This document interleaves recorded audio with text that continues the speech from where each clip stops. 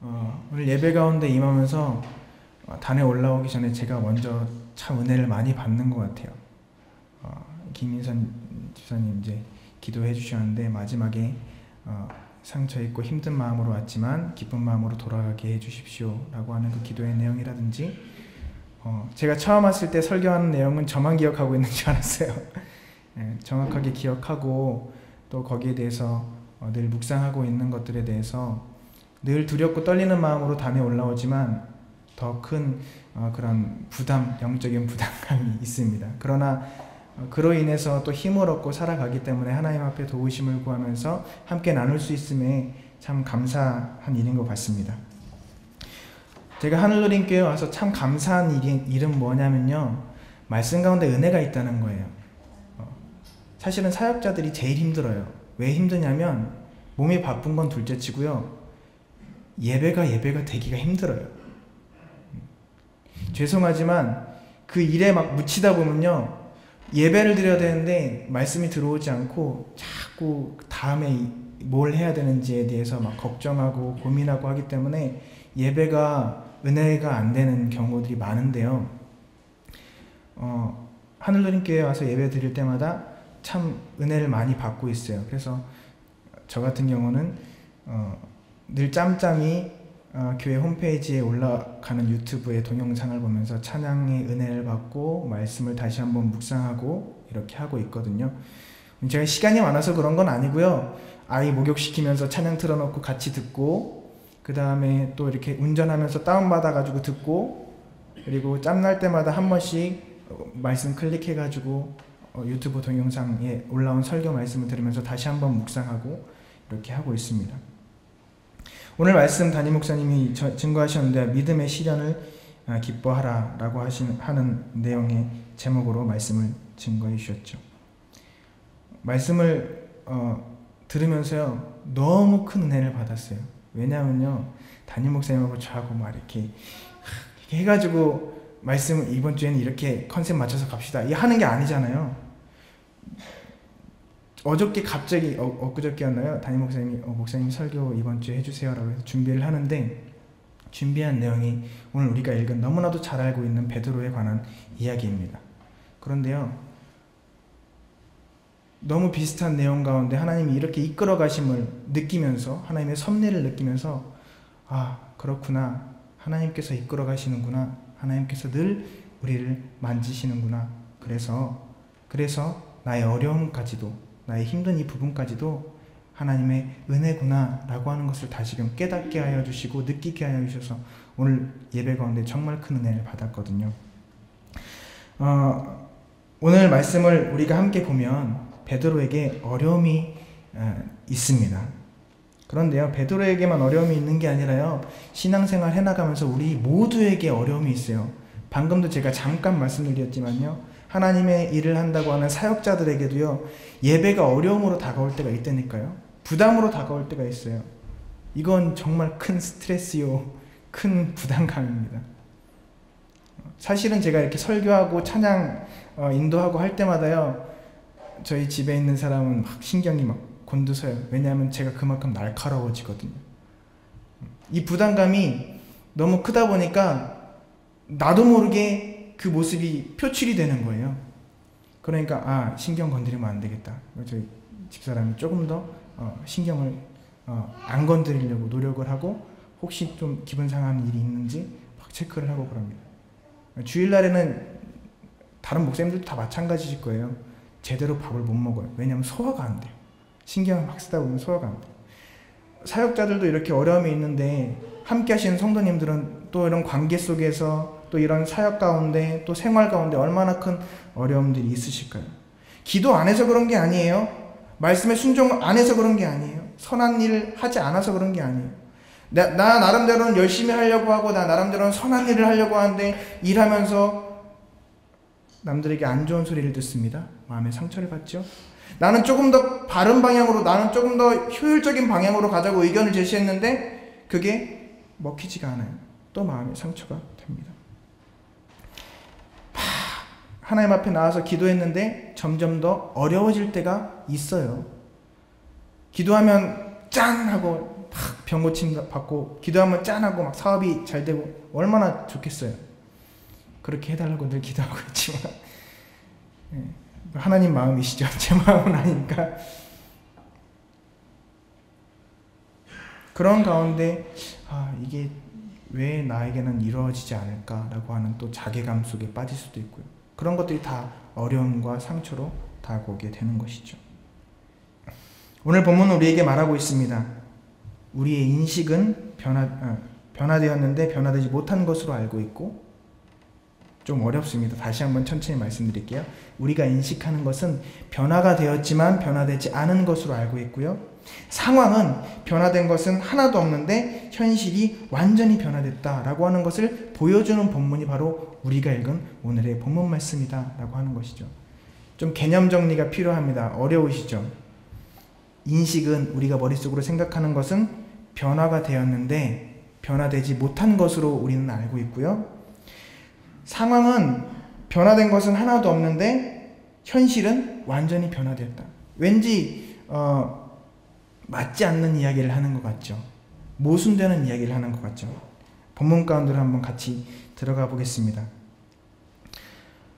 분명히 변화가 있어요. 오늘 본문 말씀에 보면 베드로가 풍랑으로 인해서 고생하는 것을 볼 수가 있습니다. 좀 유치한 그림이지만 한번 같이 볼게요.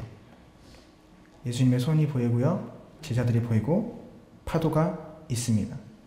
우리들의 어려움이 얼마나 큰 어려움인지는 모르지만요. 생명이 왔다 갔다 하는 이런 급박한 상황 속의 어려움까지는 아닐 거예요.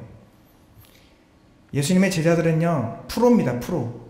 아시겠지만 어부들이 수없이 많아요. 더군다나 이것으로 먹고 살았던 사람이기 때문에 어떻게 컨트롤하면 이 배가 안정적으로 균형을 잡을 수 있는지 너무나도 몸으로 잘 느끼고 아는 사람들입니다. 그런데 그들이 긴장하고 정말로 두려워 떨 정도로 엄청난 풍랑이 있었다라고 하는 것이죠. 생명을 위협할 만큼의 큰 어려움이 있었다라고 하는 것입니다. 그런데 저 멀리 누군가 보입니다. 예수님이었죠. 그래서 외칩니다. 예수님이시거든 물 위로 걸어오라고 말씀하여 주십시오. 예수님이 말씀하시죠. 걸어오라. 그 말을 듣고 베드로가 걸어갑니다. 풍랑을 봤을 때, 다시금 풍랑을 봤을 때 그가 다시 물속에 빠지는 모습을 우리가 본문 말씀 가운데서 볼 수가 있습니다. 자, 베드로가 걸어가고 있는 장면입니다. 오늘 우리가 읽은 본문 말씀의 내용을 그림으로 그린 거죠. 여기서 우리가 주목해 보고 싶은 부분이 있습니다. 베드로에게는 분명히 문제가 있습니다. 어떤 문제죠? 풍랑이죠. 자기의 목숨을 위협하는 풍랑이었습니다. 그런데 예수님을 만나고 그가 물 위를 걸었던 시점에 그 풍랑이 그를 더 이상 두려움에 가두지 못했다라고 하는 것이죠. 베드로가 물 위를 걷고 있었습니다. 그런데 그 물 위를 걷고 있는 그 상황이 잔잔해진 상황이었을까요? 아니에요. 보시듯이 베드로는 물 위를 걷고 풍랑은 베드로에게 아무런 영향을 미치지 못했지만 베드로의 나머지 친구들, 예수님의 나머지 제자들은 아직도 죽을 똥살똥 살기 위해서 노를 젓고 있었다는 것이죠. 저 구석에 보이는 제자들의 모습을 보십시오. 풍랑이 사라진 게 아니에요. 환경이 변한 것이 아닙니다. 환경은 그대로입니다. 그런데 변화되었습니다. 이해가 되시면 아멘 하셨으면 좋겠어요. 진짜 너무 어렵나요? 그래서 제가 그림으로 준비했습니다. 변화된 것은 없어요. 분명히 어려움이 있어요. 쉽게 말씀드리겠습니다. 제가 빚이 1,000,000원이 있어요. 진짜 있는 건 아니고요. 1,000,000원의 빚이 있는데 그 1,000,000원이 사라진 게 아니에요. 근데 오늘까지만 해도 그 1,000,000원 어떻게 하지 막 입이 바짝바짝 마르는데요. 예수님을 만난 순간 하나님께서 나와 함께 하시고 늘 나를 지키시고 그 가운데 나와 함께 하시며 나를 만지시고 있으시고 나에게 간섭하시고 섭리 가운데 나를 이끄신다. 그 믿음이 나에게 있다면 마이너스 통장 1,000,000원이 문제겠습니까? 근데 똑같은 환경인데 내 마음은 너무 평안한 거예요. 평안하지 않으신가 봐요. 그래도 1,000,000원은 1,000,000원이죠. 무슨 상황은 변하지 않았어요.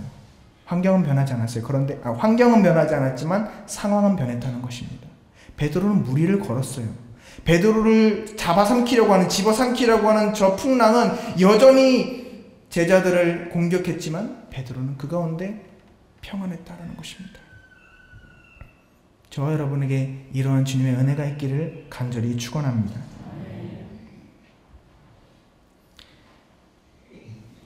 다 함께 한번 따라해 볼까요? 문제가 되지 않는 것. 이게 저와 여러분에게 주신 하나님의 은혜인 줄 믿으시길 바랍니다. 문제가 더 이상 문제가 되지 않아요. 저와 여러분들이 늘 이런 은혜를 누리면서 살기를 주의 이름으로 간절히 소망합니다. 문제가 있는데 그 문제가 되지 않는다는 것이죠. 그런데 그 문제를 문제로 생각할 때 그것이 진짜 문제가 된다라고 하는 것입니다. 너무 똑같은 말만 나와서 헷갈리시네요. 다시 한번 천천히 말씀드리겠습니다. 문제가 있는데 그 문제가 되지 않는다는 것이죠. 누구에게? 저와 여러분들에게. 그런데 그 문제를 문제로 생각할 때 그것이 진짜 저와 여러분들에게 문제로 다가온다라고 하는 것이죠. 우리가 삶을 살아나가면서 우리의 환경적인 것들이 쉽게 변하지 않는 것을 보게 됩니다. 말 안 듣는 아들은 똑같이 말 안 듣고 있고요. 속썩이는 남편은 똑같이 속썩이고 있고요. 내 어려운 환경은 그대로 어렵고요. 내 아픈 몸은 그대로 아픕니다. 그럼에도 불구하고 그리스도인들의 삶은 즐겁다는 것이죠. 그리스도의 삶은 천국을 누린다는 것입니다. 그리스도인의 삶은 그 가운데에서도 주님 앞에 헌신할 수 있고 나누어줄 수 있고 나올 수 있는 여유가 있다라고 하는 것이죠. 어떻게 그럴 수 있을까요? 그게 주님께서 우리에게 주신 은혜라는 것입니다. 그러니까 성경을 다시 한번 보겠습니다. 성경 가운데 보면요, 사르밧 동네에 사는 과부가 나옵니다. 이 사르밧 동네에 사는 과부는요, 가뭄 가운데 살았어요. 이 여인에게 가장 큰 문제는 가뭄과 먹을 것이 없다는 것이었죠. 그래서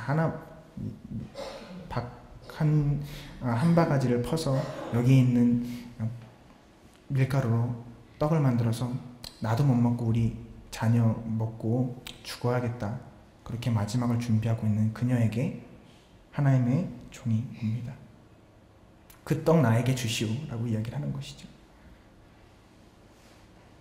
그런데요, 주의 사자가 그의 집에 머물고 있으므로, 그가 순종함으로 그가 가뭄이 끝날 때까지 그의 가정 가운데 부족함이 없게 된 줄 믿으시길 바랍니다. 문제는 여전히 있었어요. 가뭄이 계속 있었어요. 그리고 일이 하나 더 늘어났습니다. 그럼에도 불구하고 그녀의 가정 가운데 그 문제가 전혀 문제가 되지 않았다는 것이죠. 하나님께서 공급해 주셨다는 것입니다. 도저히 사람의 힘으로는 이겨나갈 수 없는 그 수준을 하나님께서 채워주셨다는 것이죠. 문제는 여전히 있으나 문제가 되지 않았다는 것입니다. 그러나 마귀는 항상 우리들을 속입니다. 그는 거짓의 아비이기 때문에 이러한 진리를, 이러한 진실을 우리로 하여금 망각하게 합니다. 그래서 이렇게 속이죠. 우리가 이미 가지고 있지만 그것을 가지지 못하는 것처럼 실망하게 만들고 낙심하게 만든다는 것입니다. 그 조그만 것으로 인하여서 걱정하게 만들고 두려워 떨게 만든다라고 하는 것이죠. 예수님에게도 똑같이 시험을 했습니다. 예수님께서 광야에 나가셨습니다. 성령에 이끌려서 광야에 가셨을 때 그에게 마귀가 찾아왔습니다. 그리고 세 가지의 시험을 하죠. 정말 필요한 것들이었습니다. 어떤 것이었죠? 돌덩이로 떡덩이를 만들어서 드십시오. 필요한 거죠.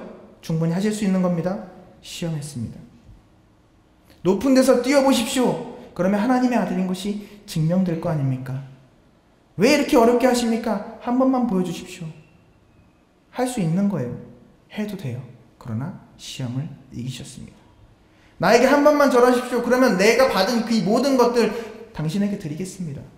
왜 쉽게 갈 수 있는 방향이 있는데 왜 어렵게 돌아가려고 하십니까? 그냥 십자가 지지 말고 나에게 한 번만 엎드리십시오. 그러면 만사오케이 제가 해결해 드리겠습니다.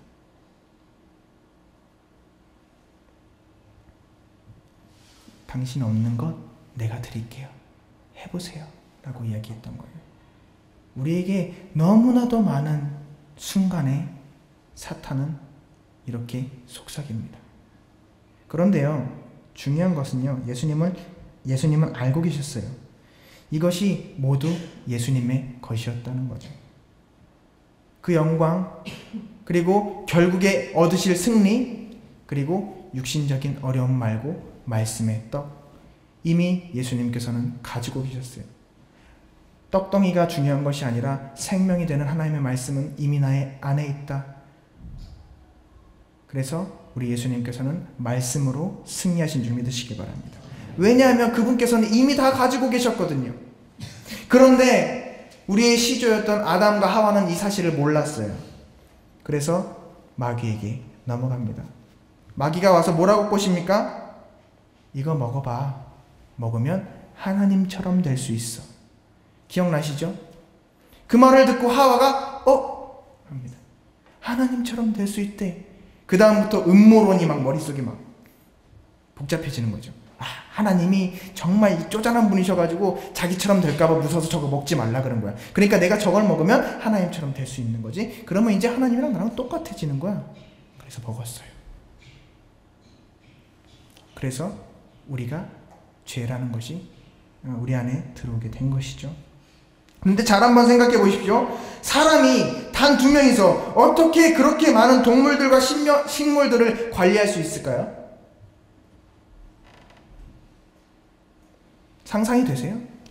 저는요, 지금 우리 쉐마 아이들 얼굴하고 이름도 잘 매치가 안 돼요. 가끔가다 제 아들 이름도 헷갈릴 때가 있어요. 예성인데 주성이라 그러고 우리 조카 이름 부르고 막 이렇게 할 때가 있어요. 우리 교회가 이렇게 다둥이들 많잖아요. 쟤네들 이름이 늘 헷갈려요. 하엘이하고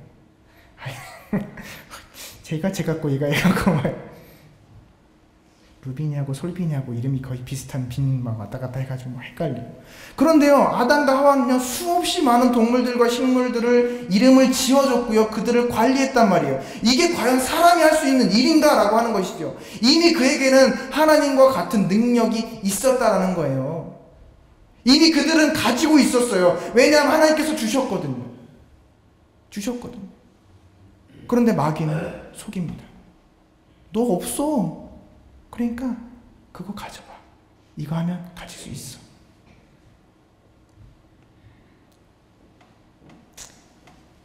마귀의 시험에 넘어가지 않기를 주의 이름으로 간절히 축원합니다. 여러분, 이 시간 우리가 깨달을 것은요, 우리 안에 이미 주님께서 계시다는 거예요. 그 주님은 우리를 사랑하신다는 거예요. 그 주님께서는 늘 우리에게 좋은 것으로 주신다는 거예요.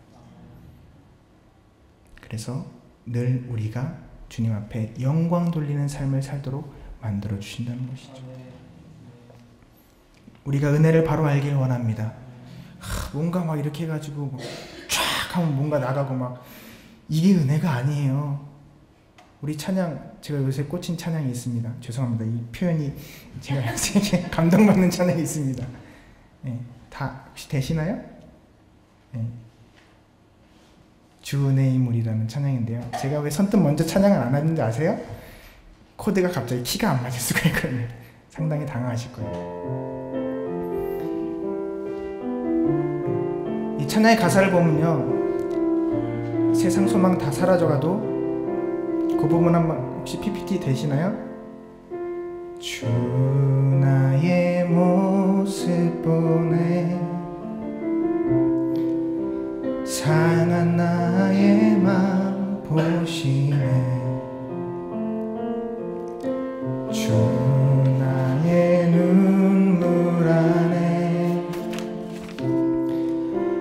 홀로 울던 맘 아시네 주 사랑 내게 있네 주 사랑 내게 있네 그 사랑이 날 채우네 주 은혜 내게 있네 아멘 그 은혜로 날 세우네 세상 세상 소망 다 사라져가도 주의 사랑은 끝이 없으니 살아가는 이 모든 순간이 주의 힘을 나는 믿네. 세상 소망